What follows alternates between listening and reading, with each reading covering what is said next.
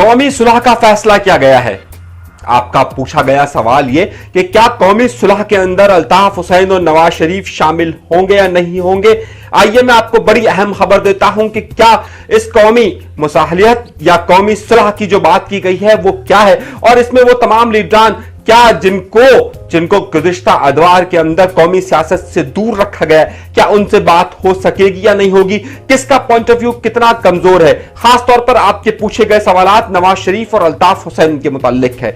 उसके साथ साथ प्रोग्राम में हस्बे रिवायत शामिल होगी आज की जॉन एलिया की एक बड़ी मशहूर गजल जो इसी मौके के हवाले से और इसी मुनासबत से है। मुझसे अब लोग कम ही मिलते हैं, मुझसे अब लोग कम ही मिलते हैं, यूं भी मैं हट गया हूं मंजर से। इस पूरी गजल को प्रोग्राम में जरूर शामिल करेंगे, लेकिन अहम बातें जरूर होगी।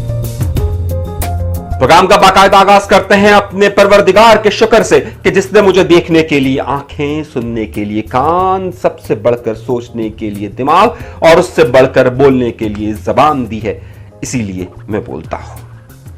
आइए गुफ्तगू का आगाज करते हैं। इस वक्त पाकिस्तान को खारजा के हवाले से और दिफाई हवाले से कई अहम मामलात का सामना है।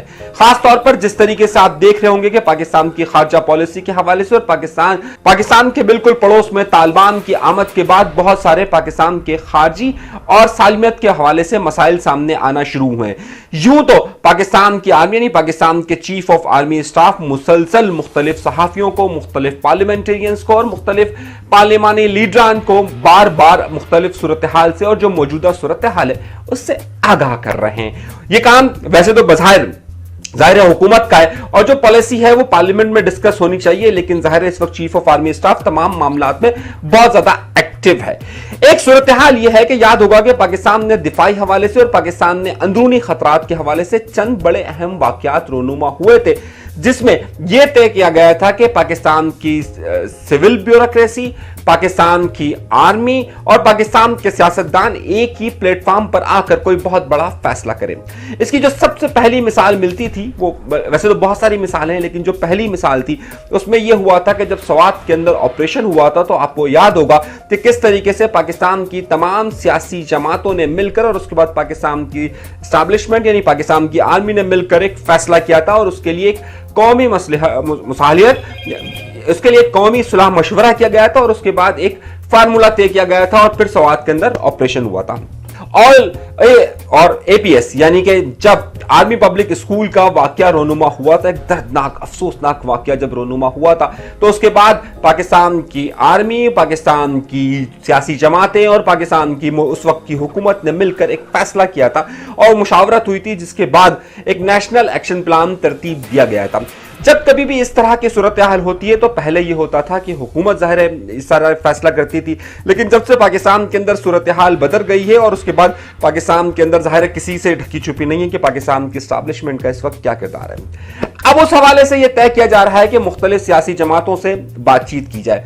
गुज़िश्ता दिनों आपने सुना होगा कि शहबाज शरीफ के मुंह से निकला कि कौमी हुकूमत बनाई जाए, और बिलावल भुट्टो भी कुछ इसी तरह के इशारे दे रहे हैं, लेकिन असल मामला कौमी हुकूमत बनाने का नहीं है, बल्कि जो बीबीसी की रिपोर्ट है, जो मुख्तलिफ सहाफियों की रिपोर्ट है, जो मुख्तलिफ पार्लियामेंटेरियंस की रिपोर्ट है। मेरी एक दो पार्लियामेंटेरियन से बात हुई है, एक दो सहाफियों से बात हुई है।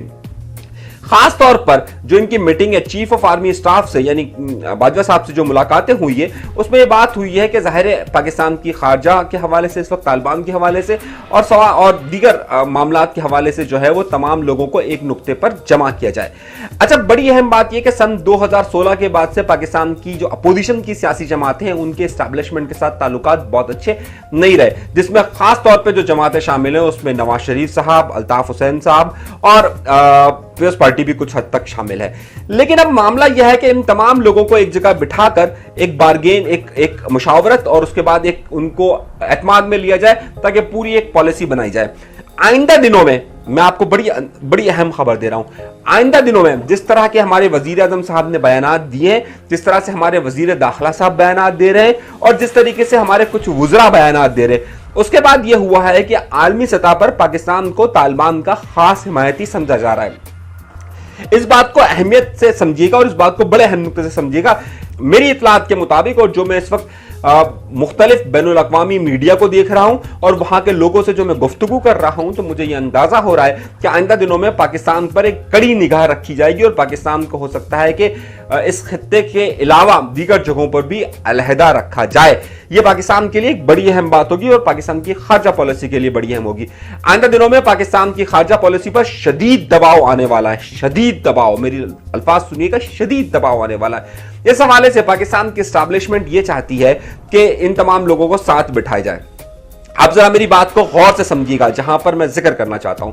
यहां पर नवाज शरीफ जाहिर मुसलसल पाकिस्तान के चीफ ऑफ आर्मी स्टाफ और पाकिस्तान की फौज के मुतालिक मुसलसल बयान दे रहे हैं। ऐसी सूरत में उनकी जमात में शहबाज शरीफ साहब एक सॉफ्ट कॉर्नर रखते हैं। आपको मालूम होगा कि मरियम नवाज ने भी अभी कुछ दिनों पहले कहा कि कौमी मुसालिहत की बात हुई, यानी कौमी सुलह व मशवरे की बात हुई है। अब जो कौमी सुलह मशवरे जब होते हैं तो उस सूरत में जो पॉलिटिकल पार्टीज हैं वो बार्गेन करती है। जरा बात समझिएगा, यानी वो अपनी कुछ जब उनकी बात होती है तो कुछ अपनी बात को भी वो मनवाने की कोशिश करती है।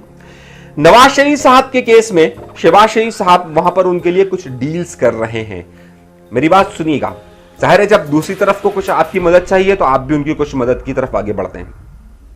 लेकिन अल्ताफ हुसैन साहब का मामला यह है कि अल्ताफ हुसैन के लिए जो लोग पॉलिटिकल बार्गेन कर सकते हैं या जो बातचीत कर सकते हैं वो इस वक्त पाकिस्तान की अंदर मौजूद नहीं है।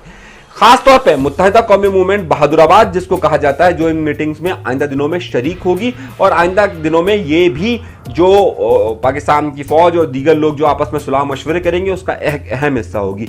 लेकिन वो भी इस हवाले से अल्ताफ हुसैन के हवाले से बातचीत नहीं कर रहे हैं। यानी जहां पर इस वक्त कि जब जाहिर एक पार्टी बैठती है तो दूसरी पार्टी बैठती है, तो एक अपनी बात करती है तो दूसरा अपने कुछ मुतालबात रखता है, उस हवाले से बातचीत होगी।